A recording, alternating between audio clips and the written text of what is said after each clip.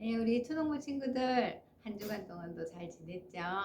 우리 오늘도 샬롬 하면서 인사해 볼까요? 샬롬. 그래요. 우리 매일매일의 우리 삶에 하나님을 생각하면서 사는 그런 멋진 믿음의 친구들이 되기를 바랍니다. 오늘도 하나님 말씀 들을 텐데요. 우리 한번 기도하고 시작하겠습니다. 사랑하는 하나님 아버지 감사합니다. 오늘도 예수님 사랑하는 마음으로 이 시간 말씀 듣기 위해서 모였습니다.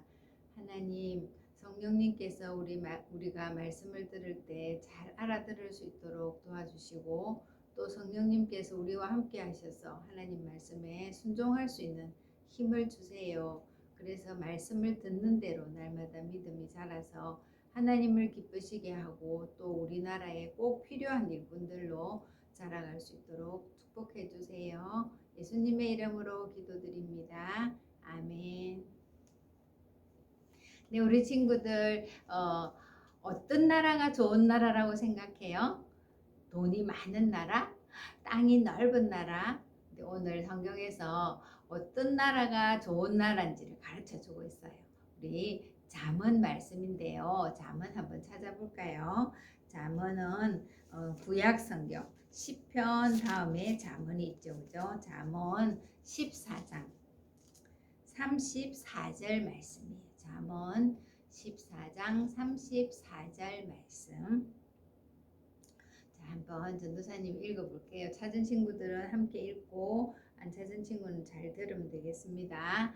자, 잠언 14장 34절 말씀.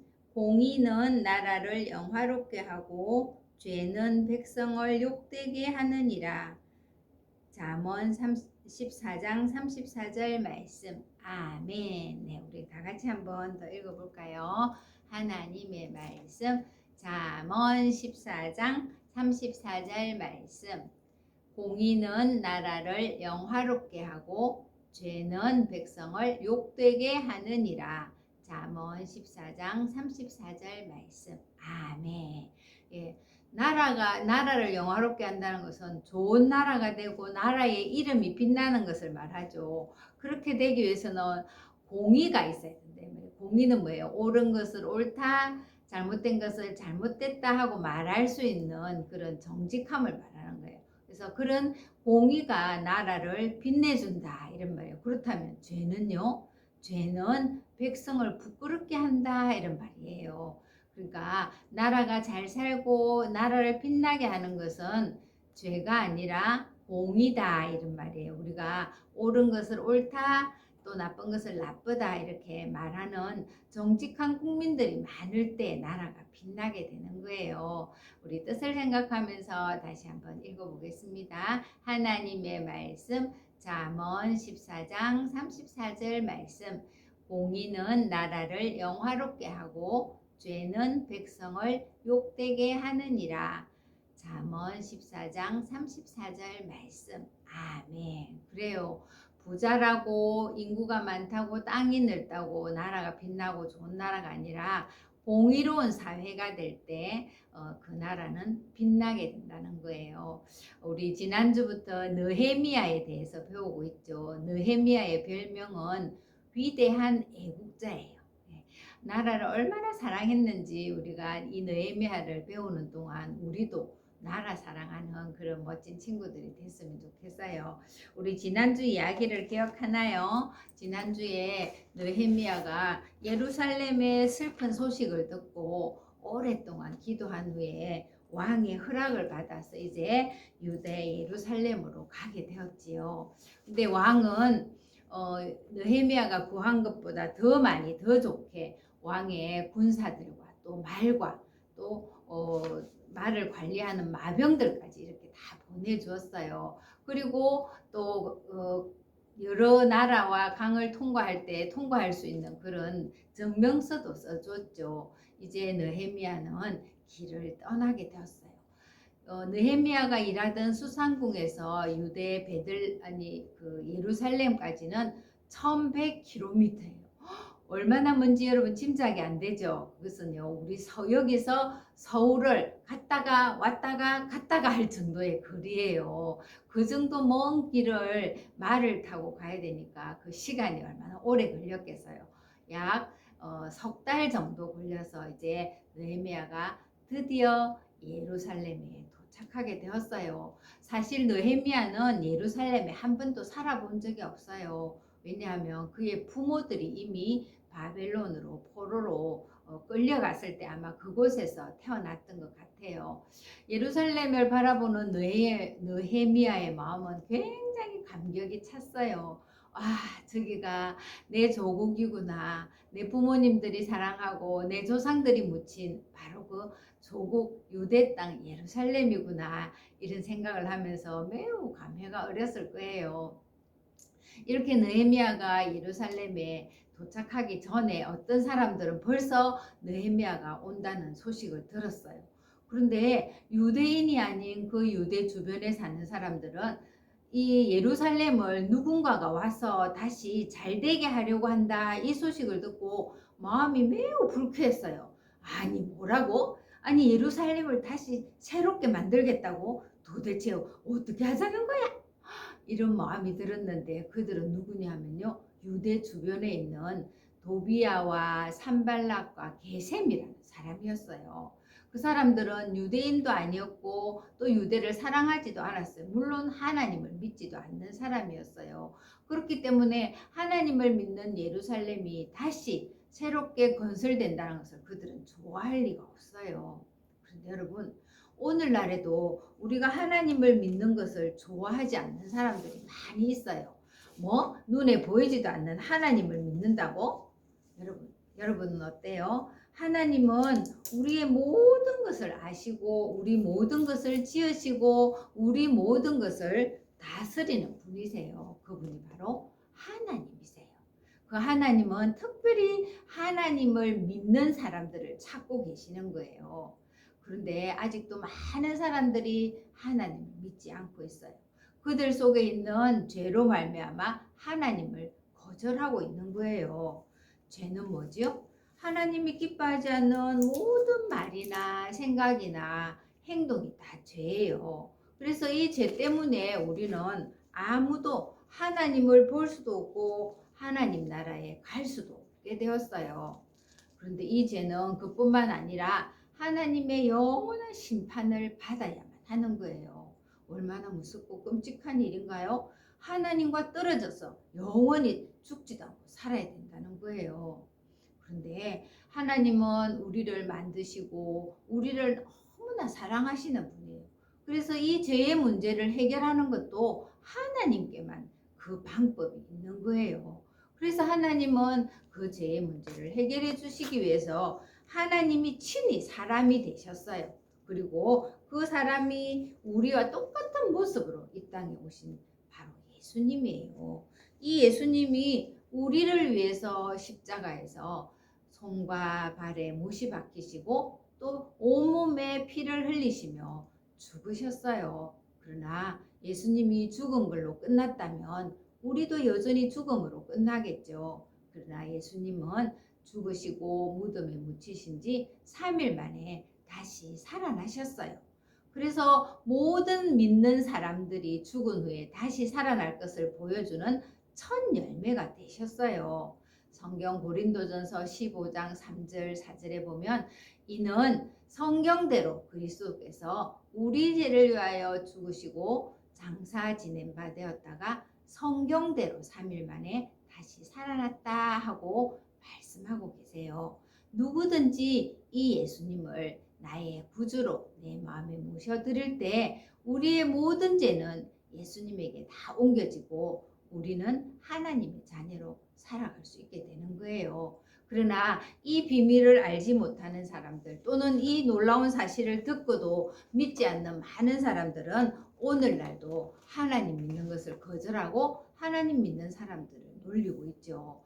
바로 이 사람들도 마찬가지죠. 산발락과 도비야는 뭐라고? 아니 그 사람들이 지금 왕을 배신하려고 하는 거 아니야? 하며 아주 마음이 불편해진 거예요. 자, 이렇게 느헤미야가 3개월 만에 이제 예루살렘에 도착해서 그는 3일 동안은 아무 일도 하지 않고 푹 쉬었어요. 아마 여러 가지 생각을 했겠죠. 그리고 3일이 지났을 때 느헤미야는 자기가 타는 말 외에는 아무 짐승도 데리고 가지 않고 또 아주 작은 몇 사람만 데리고 이제 예루살렘 성을 돌아보기로 한 거예요. 그런데 아직 자기가 이곳에 왔다는 무엇 때문에 왔는지 어떤 일을 할 것인지 말하지 않았기 때문에 이것도 밖에 밤에 돌아보는 것도 아무에게도 알리지 않고 단 몇 사람만 데리고 이제 성을 둘러보기 시작했어요. 이 예루살렘에는 예루살렘 성으로 들어가는 성 밖에는 여러 개의 문이 있었어요.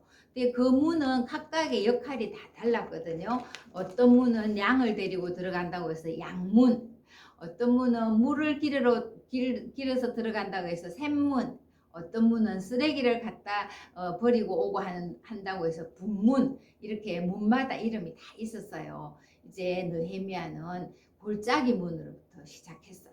그리고 샘문을 지나서 분문을 지나서 왕의 연못에 이르렀을 때 더 이상은 갈 수가 없었어요.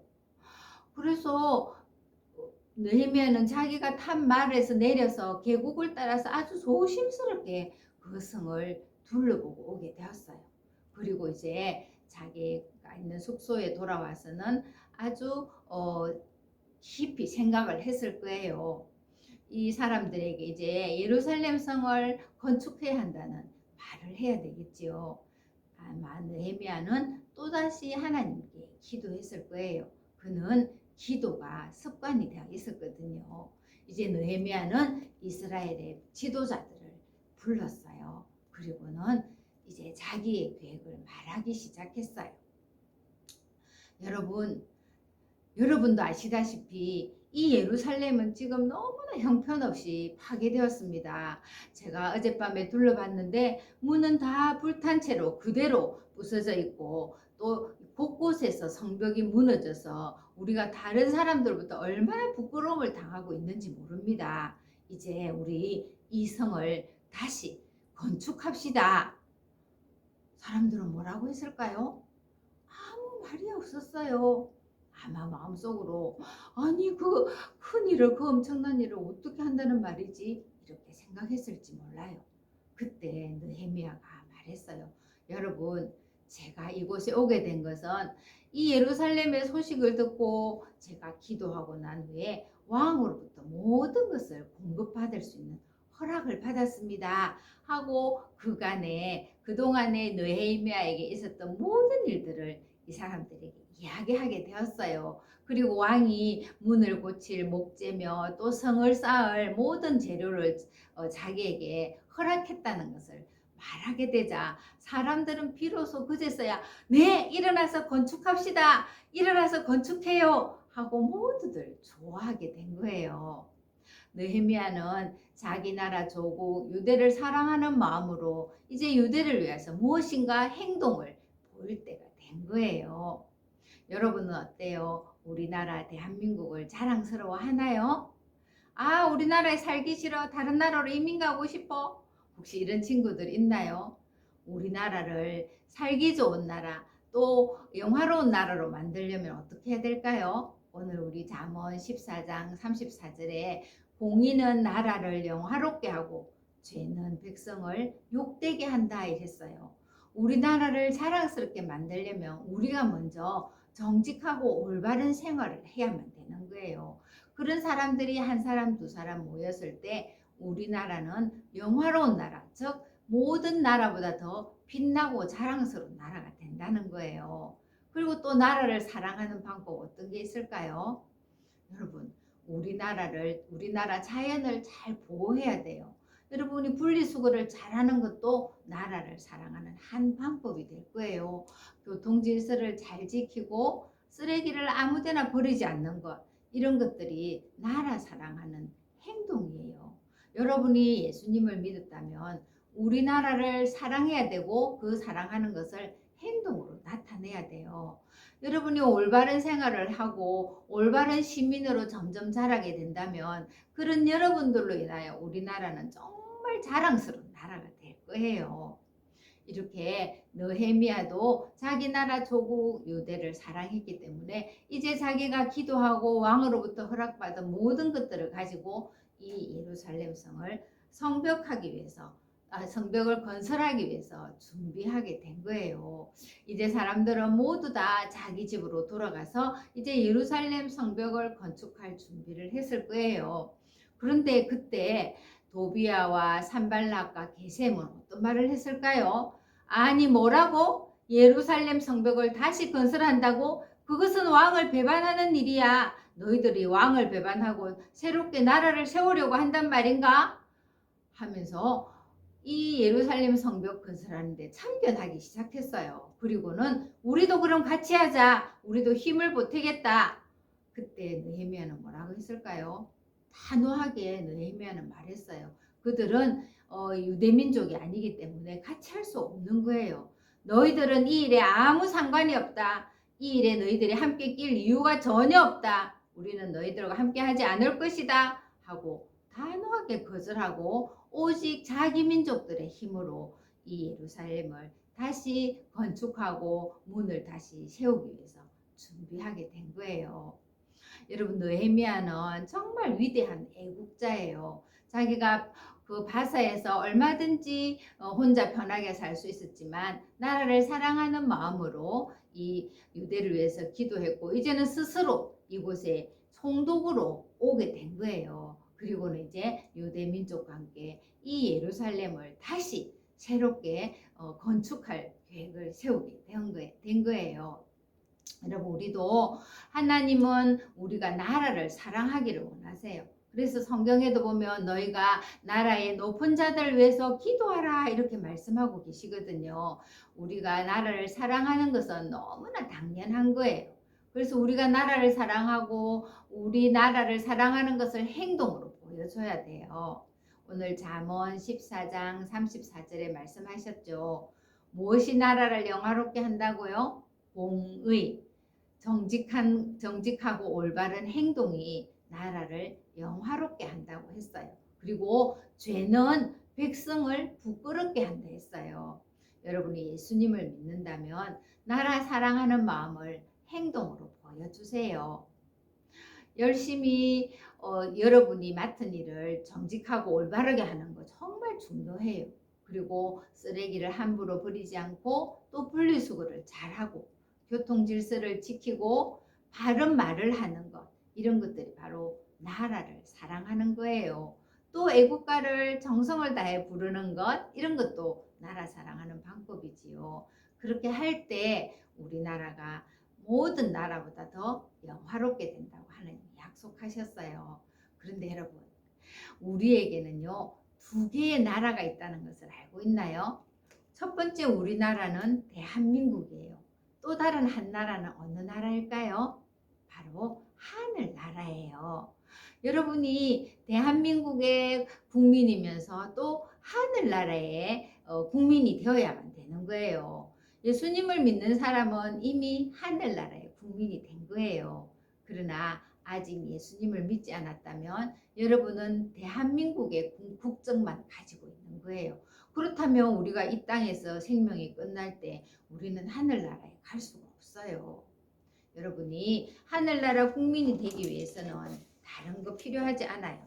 여러분을 위해서 십자가에서 죽으시고 다시 살아나신 그 예수님을 여러분의 죄의 구원자로 받아들이고 마음에 모셔드릴 때 성경의 약속대로 여러분은 하나님 나라의 국민이 되는 거예요. 요한복음 1장 12절에 영접하는 자 곧 그 이름을 믿는 자들에게는 하나님의 자녀가 되는 권세를 주셨으니라고 말씀하고 있어요. 하나님의 자녀가 되면 하나님 나라의 국민이 되는 거예요. 아직 예수님을 믿지 않았다면 오늘 그 예수님을 여러분의 마음에 꼭 믿기를 바래요. 그리고 이미 예수님을 믿는 친구들은 우리나라 대한민국을 사랑하고 그 사랑하는 것을 행동으로 보여주는 그런 공의로운 우리 대한민국의 국민이 되기를 바래요. 기도하겠습니다. 하나님 아버지, 우리 대한민국에서 살게 해주셔서 감사합니다. 우리가 하나님을 사랑하고 또 우리나라를 사랑하는 것을 행동으로 나타낼 수 있도록 용기 주세요. 우리 자신이 정직하고 올바르게 생활하고 또 질서를 잘 지키고 또 쓰레기를 함부로 버리지 않고 분리수거를 잘하며 우리에게 맡겨진 일을 성실하게 할 때 우리나라가 어느 나라보다도 영화로운 나라가 되겠다고 약속하셨습니다. 우리 예수님 믿는 모든 친구들이 이런 나라 사랑하는 그런 멋진 아이들로 자라갈 수 있도록 도와주세요. 예수님의 이름으로 기도드립니다. 아멘. 네, 우리 대한민국 정말 좋은 나라예요. 전도사님이 여러 나라를 선교 여행으로 다녀봤지만 우리나라처럼 이렇게 맛있는 걸 언제나 먹을 수 있고 자유롭게 예수님 믿을 수 있는 나라는 그다지 많지 않아요. 그러니까 우리나라를 많이 많이 사랑하세요.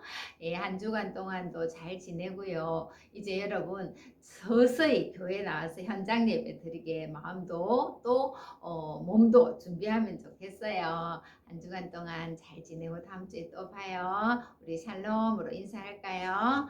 샬롬.